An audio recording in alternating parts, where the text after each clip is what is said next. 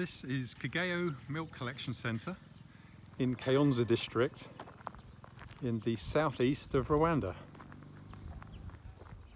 This centre is used for collecting milk from local farmers, where it's agglomerated into large milk chilling containers that can then be collected by the local processors, turned into pasteurised milk, yogurts, cheese, and then sold to local supermarkets.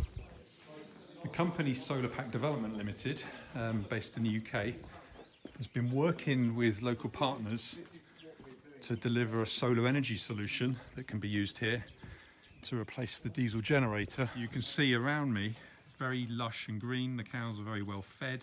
They produce a lot of milk. But when we enter the dry season, those milk volumes will go down. And critically for a place like this, if they're trying to run off a diesel generator, the revenue from the milk isn't sufficient to pay for the diesel. So many times a year, these diesel generators are not operated and the centre cannot function as it should.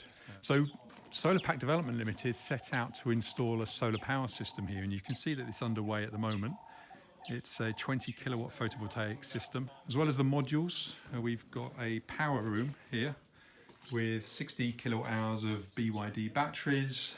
We've got Victron equipment, inverters. Solapak Development Limited approached Specific early on in the project because in addition to installing all of the solar power system, we needed to be able to monitor it very, very carefully. The design, the specification and the testing of that monitoring system was very much supported through work that we did with Specific, tapping into their expertise in creating active buildings, particularly the active office and the active classroom and the systems that were installed there. They were able to provide us with incredibly useful information on the sorts of things that we should consider when installing this system.